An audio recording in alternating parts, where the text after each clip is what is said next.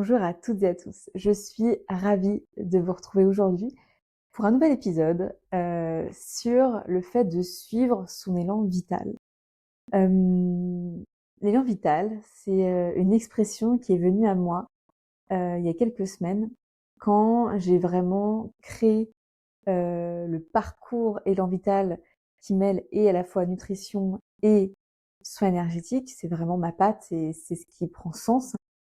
Mais au-delà de parler de ce programme, c'est vraiment, hem, vous parler d'un élan, un élan de vie qui est venu et je trouve que c'est important, pour ce podcast qui s'appelle quand même Nourrissant, de venir, hem, se poser la question de comment suivre cet élan vital. Alors déjà, peut-être avant de commencer à aller plus en profondeur sur cette thématique, qu'est-ce que l'élan vital? Alors pour moi, l'élan vital, c'est cette force, de vie qui jaillit dans chaque être, vivant, que ce soit, nous, êtres humains, la nature, les animaux et cetera, bref, le vivant en général et c'est cette admiration que j'ai de voir que la vie tend toujours vers la vie, heu, à partir du moment où l'environnement qui est autour est propice à cela. On peut le voir dans les corps humains, le corps humain a une résilience extraordinaire,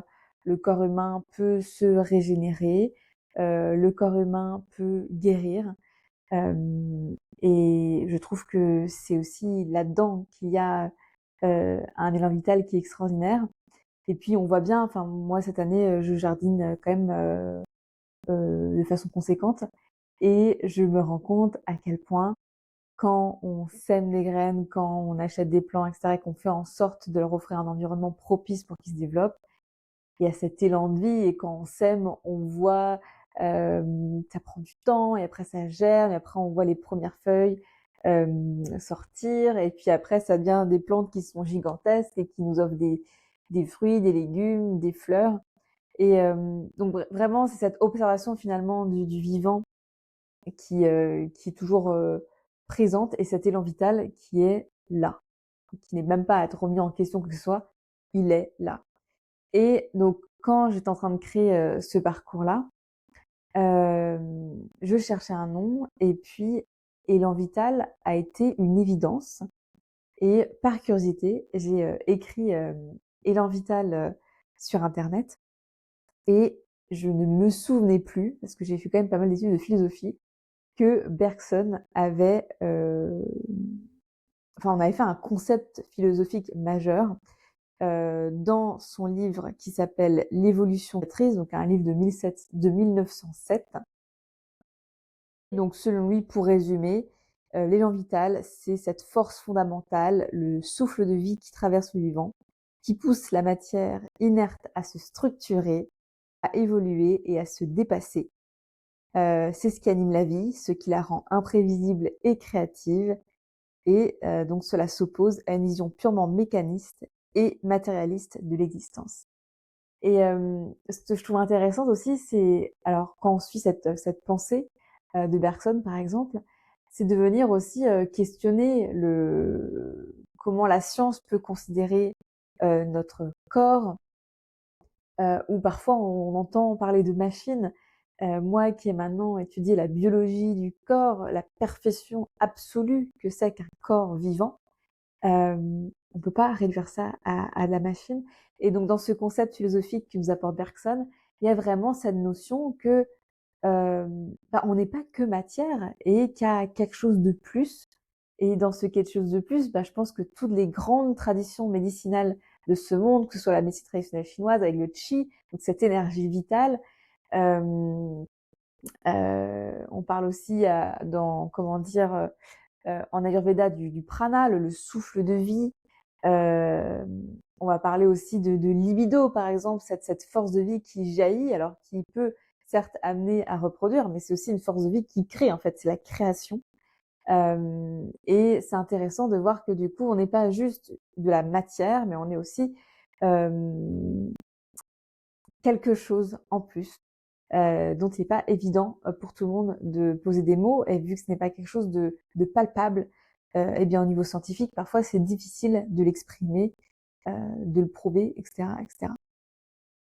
En tout cas, voilà, j'avais vraiment envie de vous parler de cet élan vital, de cette énergie vitale, puisqu'elle fait vraiment sens et je trouve qu'en plus cet été, enfin la saison de l'été, on va dire en général, c'est quand même une sacrée belle invitation de venir et d'une part, se connecter à cette énergie, voilà, oui, d'apothéose, de la toute puissance de l'été avec son rayonnement, avec la chaleur, le soleil. C'est aussi, là où on voit la nature à son paroxysme. C'est là où on récolte les fruits. Il y a une énergie quand même de création et d'aboutissement qui est très, très, présente l'été. Et donc cet épisode, je trouve qu'il tombe à pic. Hem donc pour revenir à ce fameux parcours, que j'ai créé là il y a quelques semaines, c'est marrant parce que donc je viens d'être, comment dire? Certifiée et diplômée en santé et en nutrition holistique auprès d'une école allemande qui s'appelle Your Nutrition et je pensais pas que d'avoir ce diplôme était si important. Je suis, quelqu'un qui est vraiment issu d'un parcours, scolaire classique, avec voilà le côté baccalauréat. J'ai fait prépa, j'ai fait Hippocagne-Cannes, j'étais vraiment dans le côté, très, formation classique, d'autant plus que j'étais en lettres classiques, donc latin et grec.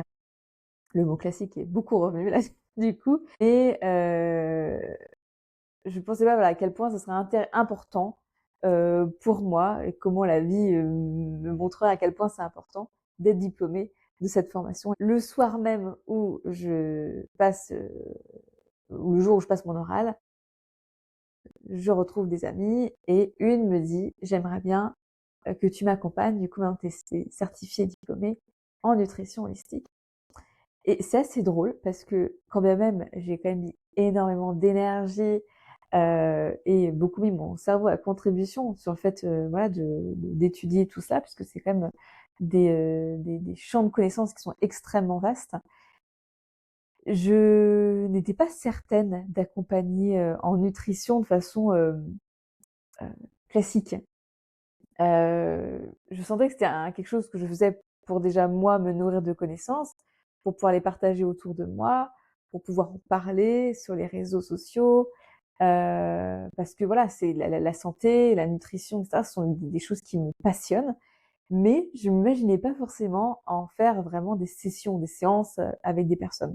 Et elle me demande ça et soudain, bah, ça fait sens. Mais l'invitation, elle est vraiment pour moi de non pas faire des séances de nutrition de façon classique, puisque déjà il y a plein de gens qui le font et je ferai quelque chose par défaut et pas depuis ce qui moi fait sens pour moi. Et maintenant, j'ai vraiment envie de faire des choses qui me mettent moi en joie, pour pouvoir toujours avoir cet élan vital aussi de continuer et d'aimer profondément faire ce que je fais. Et donc très vite, en lui parlant, se dessine ce parcours qui me semble une évidence, heu, assez surprenante, puisque j'y avais pas pensé avant. C'était d'une part de réaliser, la séance de bilan, nutritionnel, de faire le point avec là où en est la personne. Alors moi, je parle de nutrition holistique, et de santé holistique, c'est parce que je ne prends pas que la partie alimentaire. Je prends aussi l'état d'esprit dans lequel est la personne, comment est son environnement actuel, est-ce qu'elle a un travail par exemple qui la stresse, quelle est sa situation familiale, et cetera, et cetera. Ce qui permet vraiment d'avoir une un bilan global, on va dire, de où en est la personne, vers quoi elle souhaite tendre, heu et comment je peux comprendre et l'accompagner au mieux en fonction de son historique médical, de son historique nutritionnel, et cetera. Donc il y a ça et pour connaître d'autres personnes qui proposent ce genre de service, heu et connaissant un peu aussi l'être humain, je me suis dit: «Ça prend tellement d'énergie» parce que c'est pas tant juste, cette séance de bilan qui dure environ 1 heure et demie, c'est en plus de ça, derrière, rédiger tout un programme sur mesure pour la personne, pour qu'elle mette en place et ça prend aussi beaucoup de temps. Donc je ne me voyais pas faire juste une séance comme ça et me prendre beaucoup de temps, prendre du temps aussi à la personne et derrière, ne pas être certaine que la personne va mettre en pratique ce que j'aurais recommandé. Donc je me suis dit: «Il faut forcément un suivi», 1 mois plus tard. Et en même temps, je me suis dit: «Ben, attends Mélanie, toi ce que t'aimes, c'est, pendant le soin énergétique, tu adores ressentir, les organes, valider, s'il y a besoin de certaines molécules, comment sont vraiment l'état énergétique et quels sont les vrais besoins, des organes, au-delà de la partie très théorique. Et donc je me suis dit: «Bah, ça, il faut que je l'ajoute forcément». Et donc voilà, le comment dire? Le parcours s'est fait forcément en 3 temps, avec la partie bilan, la partie rédaction, mais ça, c'est de moi à moi, hein, c'est moi qui rédige dans mon coin. La partie soins énergétiques et cellulaires, comme je le fais, comme je le propose, aux personnes qui souhaitent ce soin d'un point de vue, juste une séance à la carte. Donc tout le soin ultra complet. Mais en plus de ça, je vais venir valider et ajuster en fonction de mes ressentis tout le programme sur mesure que j'aurais rédigé en amont. Et donc là, je trouve que c'est une force extraordinaire. Ça permet aussi de venir déjà informer au niveau cellulaire et au niveau énergétique des intentions et des objectifs, de la personne. Alors on y croit pas, mais c'est toujours un plus. Et puis venir aussi, bah, défaire, délier des blocages, des potentielles loyautés qui iraient à l'encontre, des objectifs de la personne à l'instant T, et cetera. Enfin bref, du coup, ça a tellement sens. Et puis 1 mois plus tard, une fois que la personne elle a mis en place, les recommandations et ce qui sonne juste aussi pour elle, eh bien on se retrouve, pour une séance de suivi d'environ 45 minutes qui va nous permettre, bah, sûrement déjà de célébrer de nombreux aspects, de nombreuses choses qui ont été mises en place, les prises de conscience, d'ajuster si besoin, de répondre à des potentiels, doutes. Je préviens quand même que pendant le suivi d'1 mois, je suis toujours joignable. Donc s'il y a des doutes, s'il y a vraiment, un manque d'idées au niveau des recettes et cetera, je suis là et je regorge constamment, d'idées créatives. Donc là-dessus, voilà, c'est avec grande joie de vous accompagner aussi pendant le mois. Mais voilà, en tout cas, ça permet aussi cette séance de suivi, de marquer, et puis potentiellement de réajuster certains objectifs, d'en ajouter des nouveaux parce que peut-être qu'il y a des objectifs qui ont déjà été, accomplis en l'espace d'1 mois. Et donc ça permet vraiment aussi de déployer l'énergie, je trouve, pour la personne qui sait qu'elle va avoir dans 1 mois une séance de suivi, et bah, de vraiment mettre en place, des choses. C'est pour elle, je le fais moi, je fais déjà ce qui me semble juste pour moi d'un point de vue de la santé, d'un point de vue de la nutrition, d'un point de vue, psychologique, émotionnel, de mon environnement dans lequel, j'évolue. Mais c'est voilà, c'est vraiment, une idée pour pouvoir susciter encore plus de motivation, d'engagement à soi et puis surtout que souvent on dit voilà, il faut 21-28 jours pour qu'au niveau, neurologique et ben, les nouvelles habitudes se mettent en place. Donc c'est juste en fait un cadeau supplémentaire pour, aider les personnes qui souhaitent vraiment, déployer l'énergie au service de leur santé, au service de leur vie, au service de leur choix de vie, bah, de tout simplement se déployer dedans et de voir les premiers résultats et de mettre en place des nouvelles habitudes et de vraiment, au-delà de les mettre en place, de s'y être habitué et que ces habitudes fassent partie, pleinement, de leur quotidien ensuite. Donc voilà, je me sens vraiment très portée par ce parcours, donc qui s'appelle Élan Vital, qui était vraiment la cerise sur, le gâteau, de cette journée où j'étais, diplômée. Et c'est comme si soudain les pièces d'un puzzle s'assemblaient et je sens vraiment une grande force, une grande stabilité, dans cette proposition et je suis en plus super heureuse de pouvoir l'expérimenter actuellement. Donc voilà, ça a beaucoup de sens. Heu et puis, hem et puis voilà, tout simplement. Tiens d'ailleurs oui, en réalisant, le premier parcours, Élan Vital pour une personne, j'ai, créé un bonus, que j'ai nommé, journal d'exploration intérieure. C'est un côté plus au niveau du coaching, mais ça permet de faire un point, sur là où on est, sur là où on a envie d'aller, quelles sont nos forces, quelles sont nos faiblesses pour, mieux nous connaître et puis surtout, comment dire? Pouvoir compter sur nous-mêmes et nous faire confiance à nous-mêmes, dans, ces potentiels moments de transition, de changement, où on a vraiment envie de se faire du bien, mais parfois, c'est pas évident, quand on a été habitué depuis des décennies à faire d'une certaine manière. Et donc là, voilà, je sens, l'envie de vous le partager. Alors comment on pourrait faire? Pour les personnes qui commencent vraiment à avoir envie de se poser certaines questions, vous pouvez m'envoyer un mail à contact@melanienotary.com, où vous me demandez, le journal d'exploration intérieure et je vous l'enverrai. Et puis sinon aussi par message privé sur Instagram, ça peut être tout simple avec, votre mail et comme ça je vous l'envoie. Et ça peut être déjà au-delà de l'aspect du parcours, une belle invitation, surtout que l'été souvent on a un peu plus le temps de réfléchir à tout ça. Voilà. Si vous le souhaitez, c'est avec grande joie que je vous l'enverrai. Et je serais heureuse de voir quel impact il aura pu avoir, dans votre vie, dans vos réflexions actuelles, et cetera. Ça peut être vraiment, précieux, je pense. Voilà. Et je crois que j'ai envie aussi de vous inviter à vous questionner sur le fait de comment, par vous-même, suivre, votre élan vital. Quelques pistes comme ça, qui peuvent être vraiment, utiles, je trouve, cet été.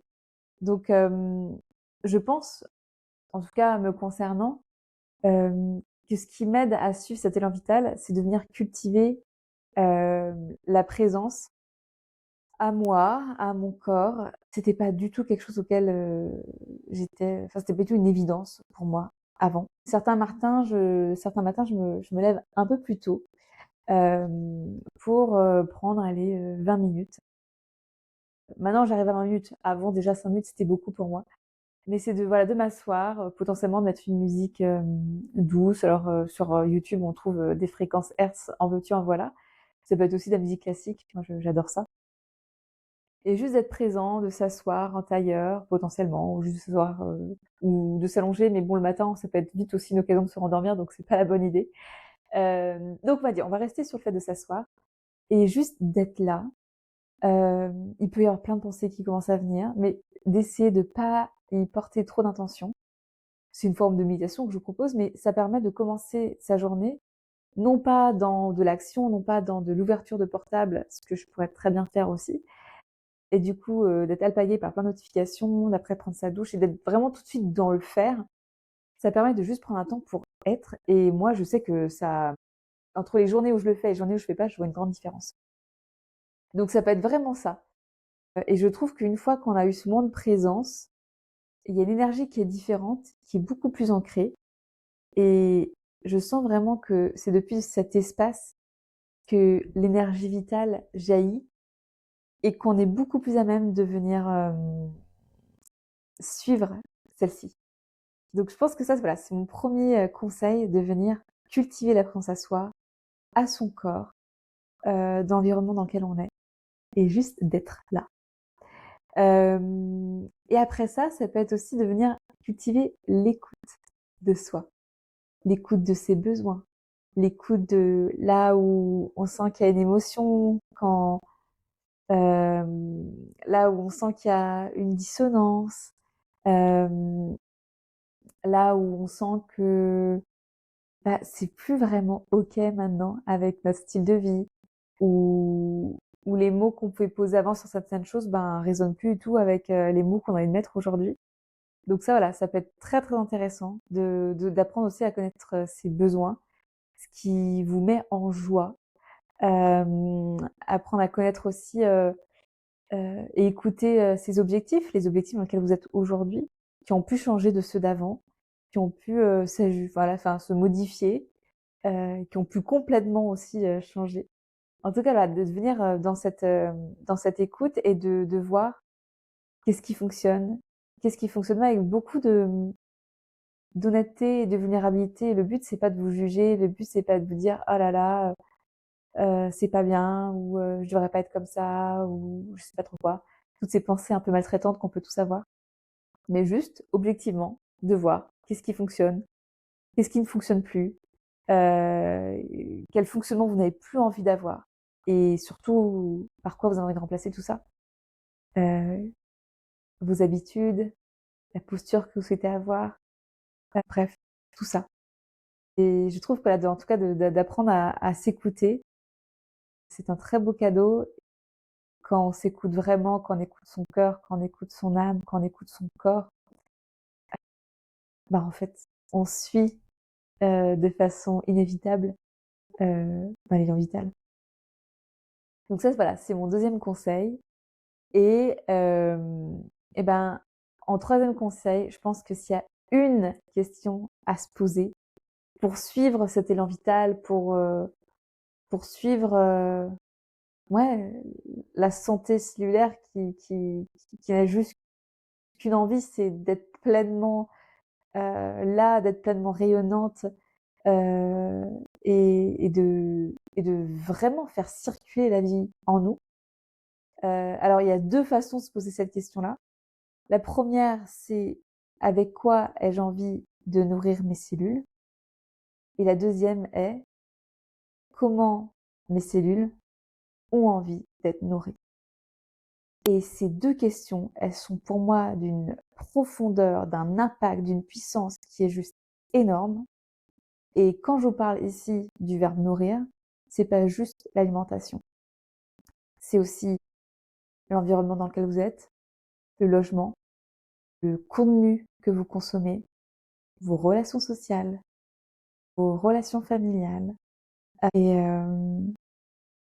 c'est vraiment pour moi un énorme point de départ pour amorcer des changements, pour vraiment savoir là où vous en êtes. Et que quand vous avez décidé aussi d'amorcer des changements, de choisir des habitudes qui vous nourrissent et qui nourrissent vos cellules, ben, parfois, quand on a la flemme, quand c'est des journées, un peu down, et ben, de revenir se poser ces questions, ça vous permet de vous remettre directement dans le droit chemin. Donc c'est: comment ai-je envie de nourrir mes cellules et comment mes cellules ont envie d'être nourries? Sur ces belles explorations, je vous souhaite une excellente journée et je vous dis à très bientôt.